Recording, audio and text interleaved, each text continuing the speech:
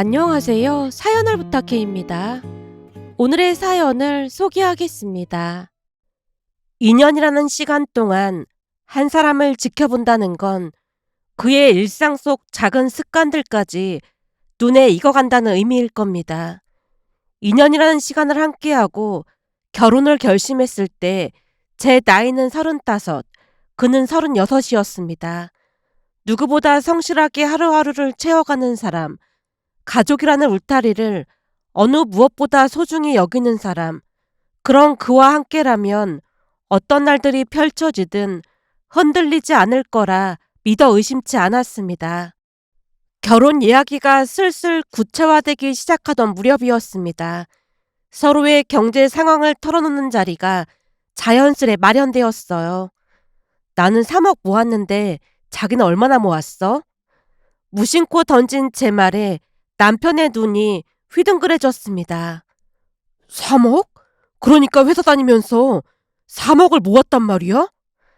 난 여행도 별로 안 좋아하고 그렇다고 쇼핑을 좋아하는 편도 아니다 보니 책 사는 돈 빼놓고는 거진 다 모았지. 거기다 내내 부모님 집에서 지내다 보니까 생활비도 안 들어갔거든. 부모님이 생활비를 달라고 하거나 그러진 않았어? 내가 드린다고 했는데 필요 없다고 적금 넣으라고 하셨어. 난 매달 생활비 드렸는데 진짜 부럽다. 그 말을 내뱉는 순간 남편의 표정이 눈에 띄게 흐려졌습니다. 무거운 그림자가 그의 얼굴 위로 드리워지는 게 느껴졌어요. 이내 그가 망설이듯 입을 열었습니다. 저기, 내 친구들은 이런 얘기를 굳이 꺼낼 필요가 있겠냐고 했지만 결혼 앞두고 자기를 속이는 것 같아서 말하는 건데 말이야. 무슨 얘기인데 그래? 남편이 고개를 푹 숙인 채 한참 뜸을 들이더니 조심스럽게 말을 이어갔습니다. 전에 아버지가 돌아가시고 홀어머니랑 여동생만 있다고 했잖아. 그건 이미 말했던 거잖아. 그것 말고도 우리 가족에게 사연이 하나 더 있는데 말이야. 다른 사연이라니? 대체 무슨 이야기가 더 남아있는 것일까? 긴장에 휩싸인 채 그를 빤히 바라봤는데요. 남편의 입에서 전혀 예상치 못한 말이 흘러나왔습니다. 사실은 지금 엄마가 친엄마가 아니야. 뭐? 친엄마가 아니라니. 그게 친엄마가 돌아가시고 난 뒤 아버지가 지금 엄마랑 재혼을 하셨어. 머릿속이 복잡해지며 저도 모르게 질문이 새어나왔습니다. 그럼 혹시 아가씨랑 자기랑 엄마가 다른 거야? 아, 미안해. 내가 당황해서 그만. 남편이 희미하게 웃으며 고개를 내저었습니다. 괜찮아. 그럴 수도 있지 뭐. 근데 들어보니 엄마도 아이를 낳으려고 했지만 그게 잘 안 됐던 모양이야. 그럼 아버님도 안 계신데 자기랑 동생을 키워주신 거야? 아버지는 내가 대학 때 돌아가셨다 보니 혼자 키우셨다고 하기에는 조금 그렇지. 그래도 그게 절대 쉬운 일이 아닌데 대단하신 거지. 그럼 어머님이랑은 언제부터 같이 살게 된 거야? 내가 초등학교 3학년 때인가 그랬던 것 같아. 난 그래도 돌아가신 엄마에 대한 기억이 희미하게 있는 편인데 동생은 전혀 없는 모양이더라고. 그래서 지금의 엄마한테 의지를 많이 하고 자랐는데 엄마가 좋은 분이긴 하지만 조금 쌀쌀맞은 편이라 동생이랑 많이 안 맞았어. 많이 티격태격했거든. 물론 지금도 사이가 좋은 편은 아니라서 내가 중간에서 중재를 하고 있어. 남편의 이야기를 듣는 내내 놀라움을 감출 수 없었습니다. 친자식도 아닌 두 아이를 끝까지 거두며 함께 살고 있다는 사실에 대단한 분이라는 생각이 절로 들었지만 정작 남편의 목소리 어딘가에는 시어머님을 향한 묘한 서운함이 서려 있는 듯 했어요. 하지만 저도 모르게 감탄이 터져나왔어요. 어머님 정말 대단하시다. 우리 엄마가 언젠가 말하기를 배 아파 낳은 자식도 미울 때가 한두 번이 아니라고 하면서 입양해서 키우는 사람들 보면 진짜 대단하다고 하셨거든. 그게 절대 쉬운 일이 아니라고 하면서 말이야. 그렇긴 하지. 근데 유독 지은이한테 냉정한 편이라 동생이 나한테 의지를 많이 하고 살았어. 지은 씨한테 왜 냉정해? 물론 나한테도 따뜻한 편은 아니었어.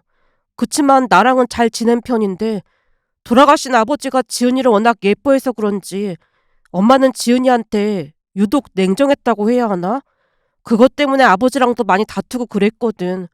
그래서 엄마랑 지은이 사이가 좋은 편이 아니야. 아니지. 오히려 나쁜 편이라고 하는 게 맞을 것 같아. 그 정도야? 지금도 내가 없으면 거의 대화도 없고 꼭 할 말만 하고 있거든. 그러다 보니 얼마 전부터 지은이가 방을 하나 얻어달라고 조르는 모양이야. 집이 40평대라고 했잖아. 그렇긴 한데 얼마 전에 엄마랑 지은이한테 결혼 생각이 있다고 미리 말을 했거든. 그 뒤부터 지은이가 자취를 하고 싶다며 쪼르고 있는 모양인데 엄마가 말도 안 되는 소리 하지 말라면서 절대 안 된다고 하고 있거든. 그 바람에 집안 분위기가 엄청 안 좋아. 지은이 나이가 적은 편도 아니고 자취해도 될 것 같은데 엄마가 고집을 피우고 있는 거지. 뭔가 석연치 않은 느낌이 스쳤기에 조심스레 입을 열었어요. 근데 어머님이 그러시는 데는 이유가 있지 않을까? 남편이 단호하게 대꾸했습니다. 이유라고 해봐야 돈 때문 아니겠어? 돈 때문이라니? 사실 엄마가 예전부터 돈 욕심이 어마어마하셨거든. 그러다 보니 아버지랑 돈 때문에 다투신 적도 엄청 많았어. 아마도 돈이 아까워서 절대 자취 안 시켜주는 것 같아. 가끔 보면 과연 친자식한테도 저렇게 냉정할까 싶다니까. 그래서 내가 동생을 계속 챙길 수밖에 없었어. 그날 밤 남편은 그동안 꺼내지 못했던 이야기들을 하나둘씩 풀어놓았습니다. 마치 오래 닫아두었던 서랍을 여는 것처럼 말이죠. 사실 그러다 보니 난 모은 돈이 1억 정도밖에 안 돼. 그동안 지은이 대학 학비부터 용돈까지 내가 많이 챙길 수밖에 없었거든. 설마 어머님이 대학 학비도 안 내주신 거야? 그건 나도 잘 모르겠어. 엄마 말로는 학비 내줬다고 하는데 지은이는 전부 거짓말이라고 울면서 말했거든. 그러다 보니 난 지은이 말을 더 믿는 편이야. 다른 사람도 아니고 지은이가 나한테 거짓말을 할 리 없잖아. 남편의 이야기를 들으며 남편과 시누이 모두 시어머님께 적잖은 불만을 품고 있다는 것, 그 한 가지는 분명히 알 수 있었습니다. 그러면서도 동생을 향한 남편의 깊은 애정이 느껴졌습니다. 어린 시절부터 동생 곁을 지켜온 그 마음이 고스란히 전해졌어요. 그때는 그런 남편이 참 믿음직스러워 보이기까지 했습니다. 이내 남편이 다시 입을 열었어요. 우리 엄마는 생활비도 전부 받았어. 근데 너네 부모님은 생활비를 하나도 안 받았다는 거잖아. 굳이 안 드려도 된다고 하시긴 했어. 덕분에 돈을 많이 모을 수 있기도 했고. 부럽다. 이래서 부모를 잘 만나야 한다는 말이 있나 보다. 난 취업하자마자 매달 50만 원씩 생활비도 냈고 지은이 챙기느라 매달 돈을 많이 썼거든. 부모님이 살아계셨다면 나도 너랑 같은 환경에서 자랄 수 있었겠지. 순간 남편 얼굴 위로 어두운 그림자가 스쳐 지나갔고 가슴 한편이 아려오는 느낌이었어요. 결국 그를 다독이듯 제가 말을 건넸습니다. 근데 꼭 그런 것만은 아닌 것 같아. 내 친구는 친부모님인데도 매달 생활비 내고 있다고 했거든. 그러니까 그런 생각은 하지 마. 지금껏 잘 키워주신 것만 해도 감사할 일이잖아. 그렇긴 한데 자기보다 모은 돈이 훨씬 적어서 미안하네. 그런 걱정은 하지 마. 사람마다 상황이 다른 거잖아. 결혼해서 열심히 모으면 되잖아. 근데 결혼하면 엄마한테 드리는 돈은 더 이상 안 드려도 될 것 같아. 어머님이랑 상의해 본 거야? 엄마가 먼저 말을 꺼내시더라고. 남편이 밝게 미소 지었지만 그 웃음 뒤에 드리워진 그림자는 쉬이 거치지 않았습니다. 그렇게 양가에 인사를 드리기로 했고 엄마에게 물었어요. 엄마, 재훈 씨 언제 인사 오라고 할까? 재훈이네 집은 언제 간다고 했지? 다음 달 셋째 주 토요일 날 갈 것 같아. 그럼 우리는 그 다음 달로 하자. 너무 급하게 하면 니들 힘들 수도 있잖아. 알았어. 그럼 재훈 씨한테 물어볼게. 그나저나 재훈이나 얼마나 모아놨다니? 갑자기 그건 왜 물어? 신혼집도 알아보고 해야 할 텐데 걱정돼서 그렇지. 재훈 씨는 1억 정도 모았다고 하더라고. 1억? 1억이라는 말을 되뇌이던 엄마의 눈빛에 실망이 스쳐 지나갔기에 웃으며 덧붙였어요. 들어보니 1억밖에 못 모은 이유가 있더라고. 1억밖에 못 모은 이유라니? 남편에게 들었던 이야기를 하나하나 풀어놓자 엄마의 표정이 점점 무거워졌습니다. 그러니까 홀어머니인데 그 홀어머니도 친엄마가 아니란 말이야? 그렇다고 하더라고. 재훈이 여동생도 있다며. 설마 둘 다 친자식이 아닌 거야? 둘 다 친자식이 아니래. 그 와중에 참 대단한 엄마네. 엄마가 잠시 생각에 잠기더니 고개를 갸웃거렸습니다. 그런 경우 남편이 세상 떠나면 따로 사는 경우가 많다고 하던데 그것도 조금 특이하지 않아? 친자식처럼 키웠으면 가능하지 않겠어. 재혼으로 만난 자식들을 그렇게 키우기 쉽지 않은데 대단하다. 그건 인정해줘야겠네. 근데 재훈 씨 말로는 두 남매한테 크게 정이 있어 보이지도 않다던데 혼자 살기 외로워서 그런 건가?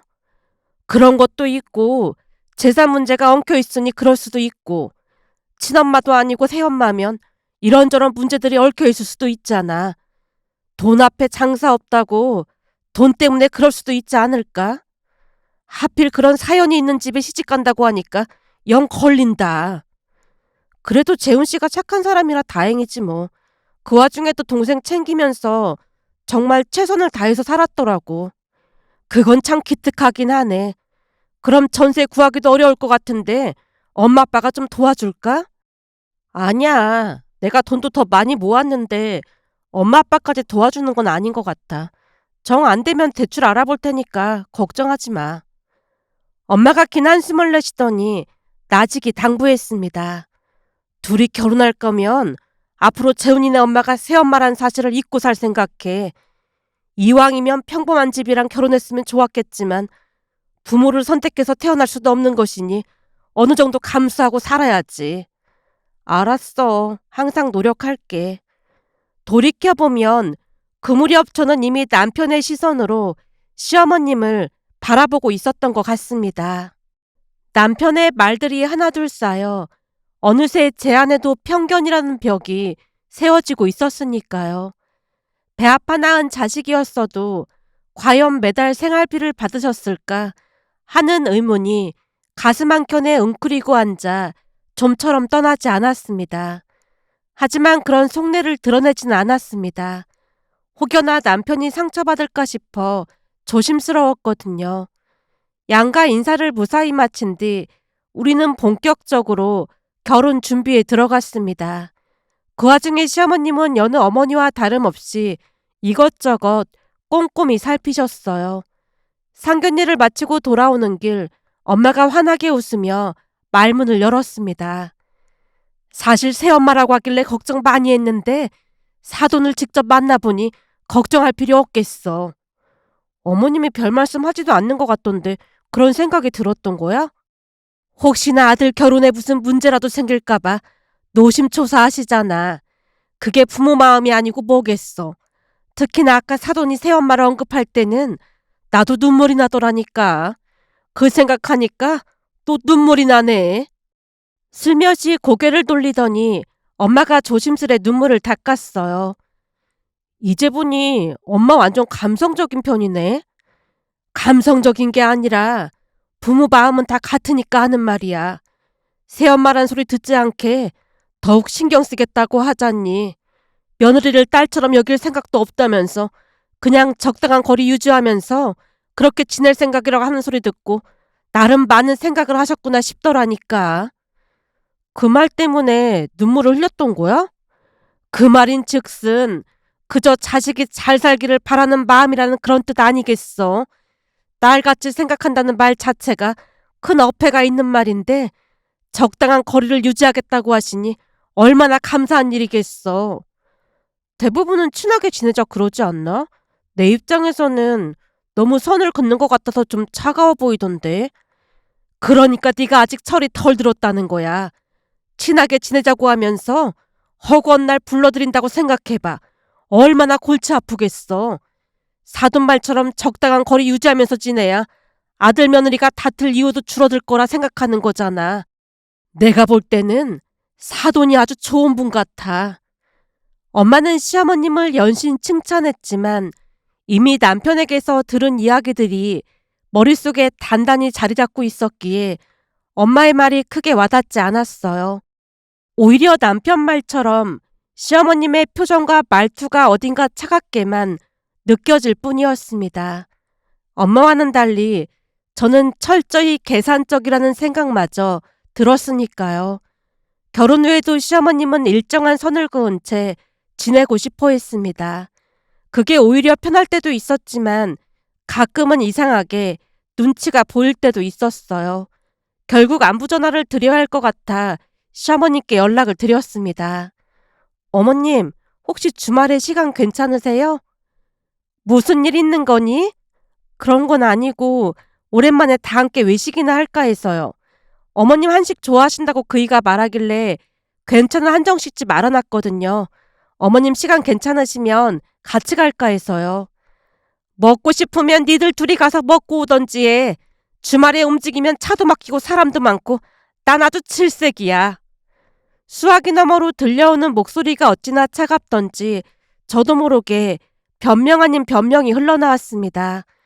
저번 달에 친정 부모님하고 식사를 했거든요. 그러다 보니 어머님도 챙기는 게 도리일 것 같아서요.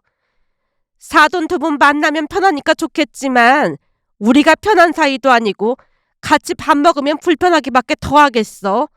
난 나대로 잘 지내고 있으니까 괜히 억지로 챙길 필요 없어. 그러다 보면 서로 챙겼네 만회하면서 말다툼밖에 더하겠어. 혹시 재훈이가 물어보면 내가 가기 싫다고 했다고 말할 테니 걱정하지 마라. 아니 그런 게 아니라 마음 써준 건 고맙게 생각할게. 그럼 바빠서 이만 전화 끊으마. 시어머님이 먼저 전화를 끊어버렸습니다.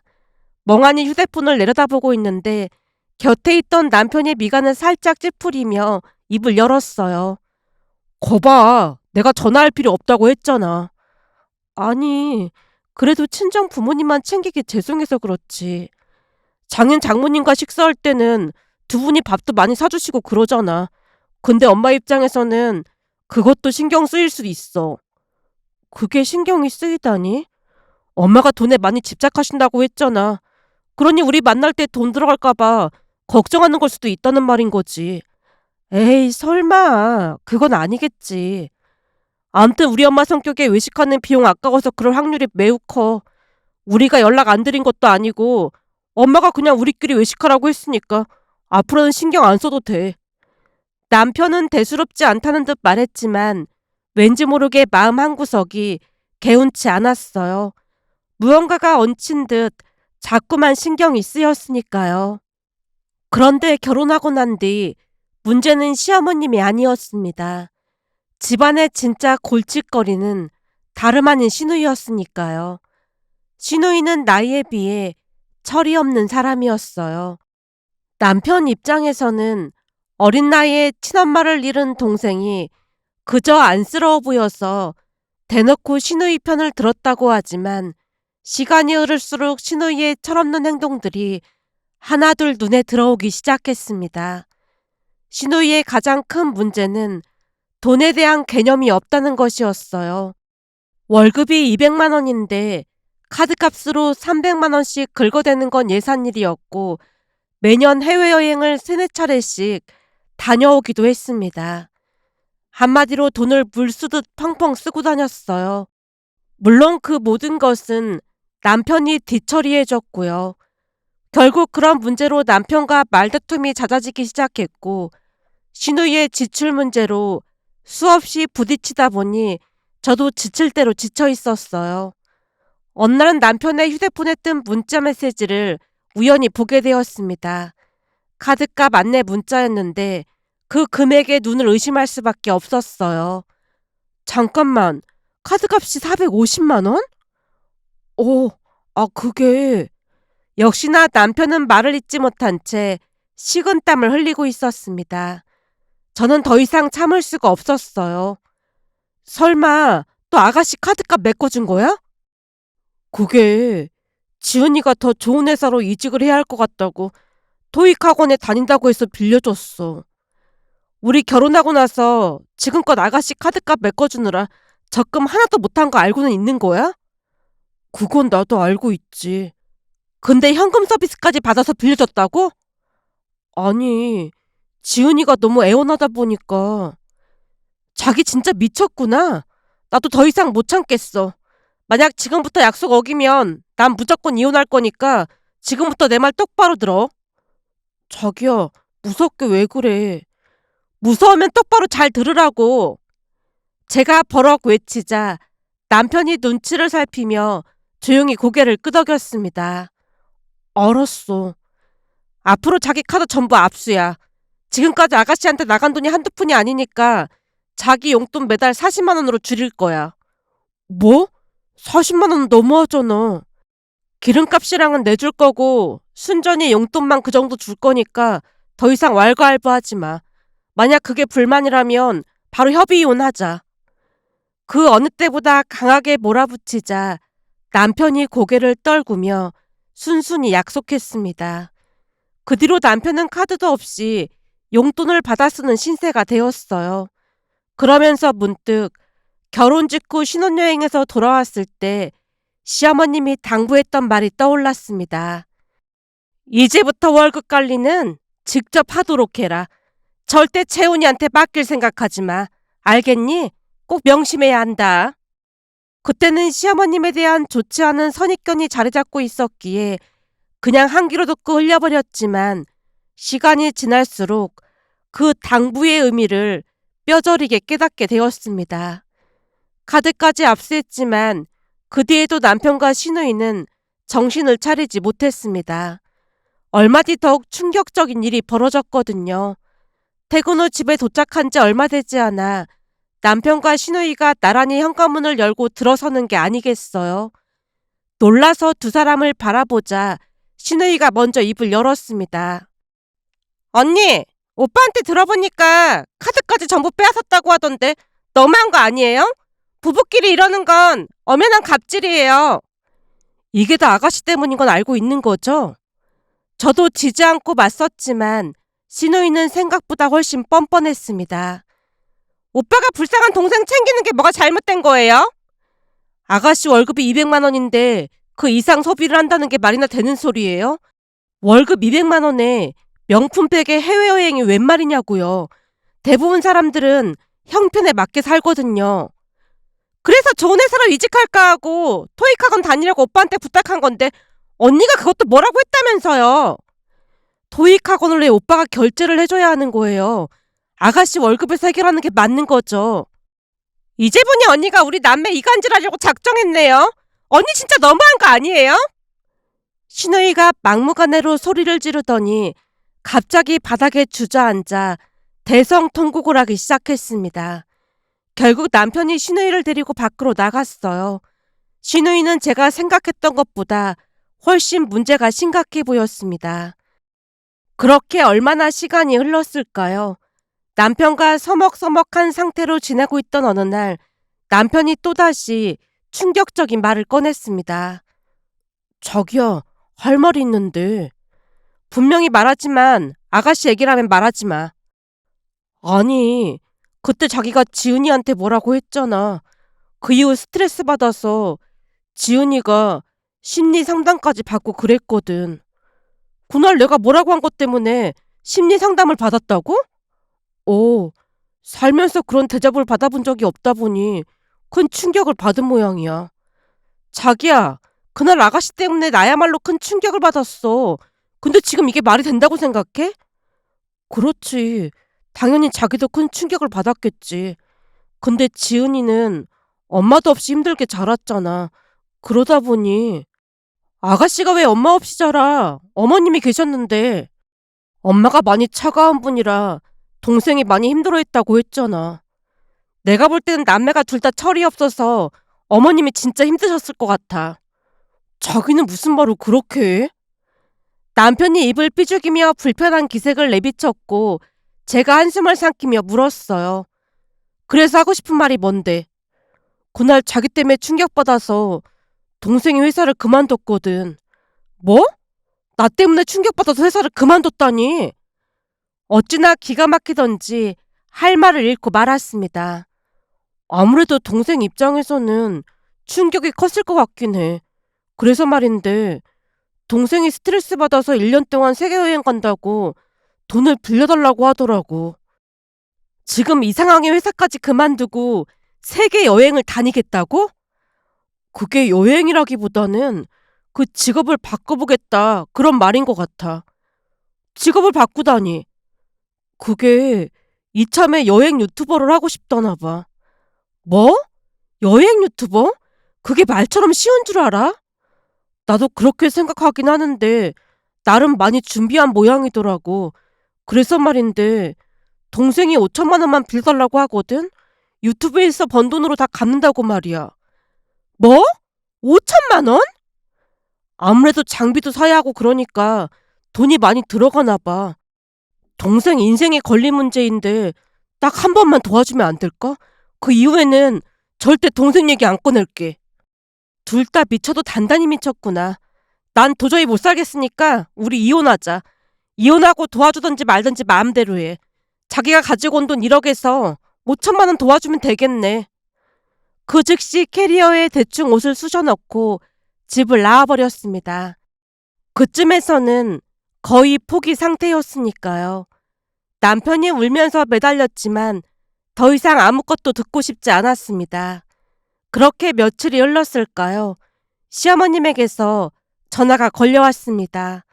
받을까 말까 망설이다가 통화 버튼을 눌렀어요. 혹시 만나서 얘기 좀 할 수 있겠니? 어머님, 제가 지금 그럴 상황이 아니라서요. 나도 재훈이한테 다 듣고 전화한 거니까 우선 만나서 얘기 좀 하자. 나는 잘못한 것도 없는데 만나줄 수 있는 거잖니. 시어머님의 말에 당황한 채로 약속 장소를 정했고 곧 그곳으로 향했습니다. 그런데 도착해보니 남편까지 와 있는 게 아니겠어요.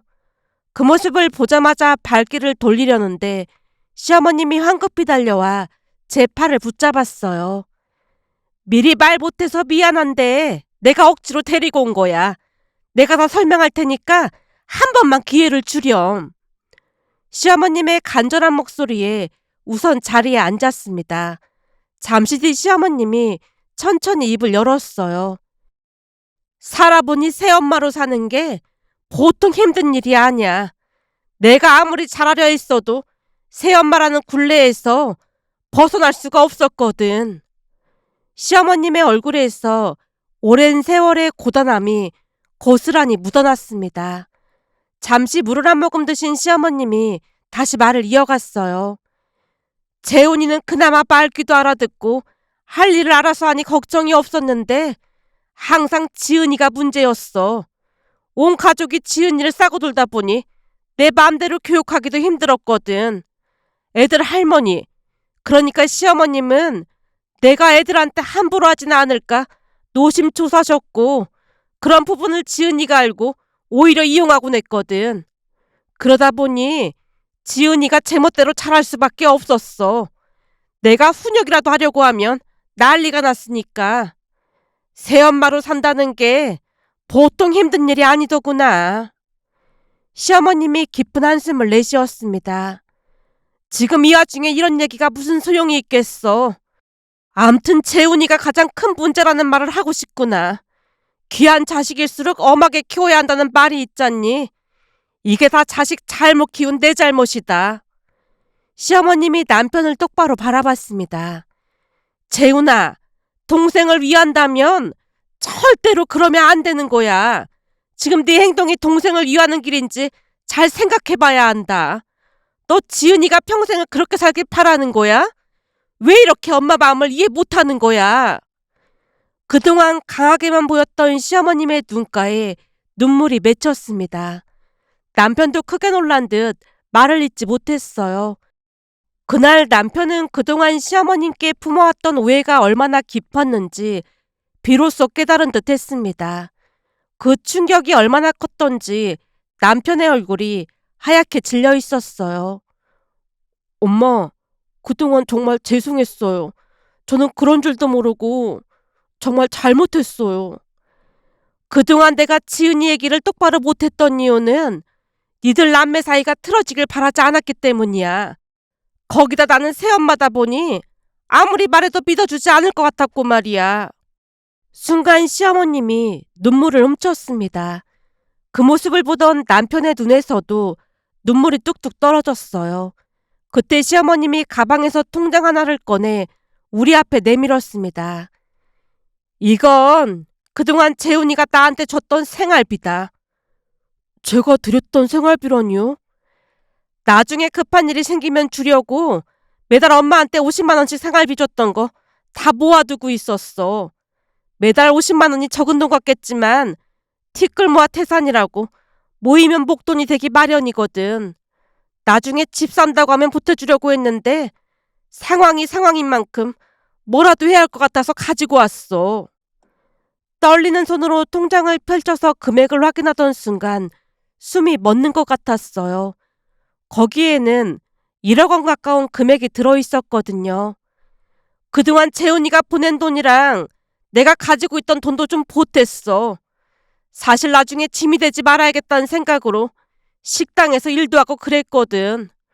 이 정도면 지은이가 사고친 거 다 메꿀 수 있는 거지?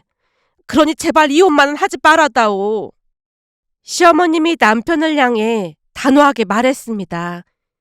재훈아, 너 이 자리에서 2번 다시 안 그러겠다고 각서 쓰도록 해라. 그게 지은이를 위하는 길이라는 것만 명심해. 오빠라면 어떻게 할지 잘 알고 있겠지. 그리고 결혼했으면 네 가족을 챙겨야지. 지금 이게 말이 된다고 생각해? 입장 바꿔서 매달 처가에 돈이 들어간다고 생각해봐. 왜 그런 생각은 못하는 거야? 남편이 눈물을 훔치며 고개를 끄덕였습니다. 시어머님의 간곡한 부탁에 저도 남편에게 마지막 기회를 주기로 마음먹었어요.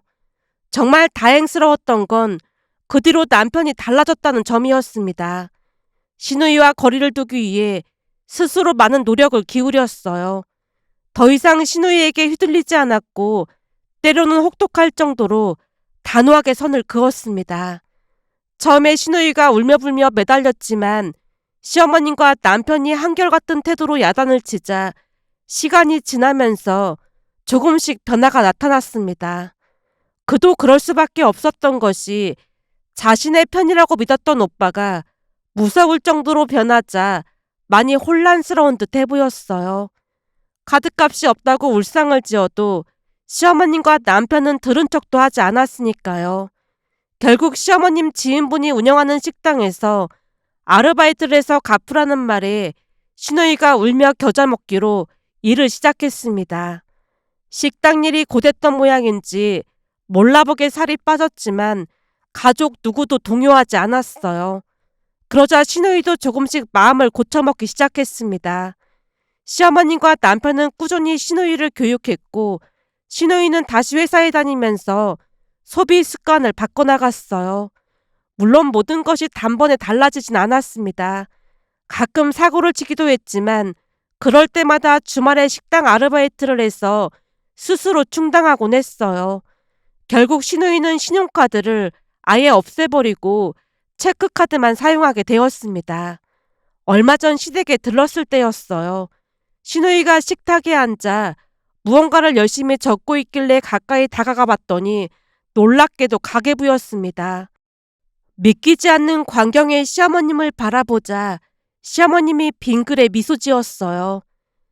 그동안 내가 가계부 쓰라는 말을 그렇게 해도 안 듣더니만 이제는 알아서 쓰더구나. 어머님, 정말 대단하신 것 같아요. 이미 했어야 하는 걸 못해서 그 사달이 났던 건데 대단하긴 뭐가 대단해.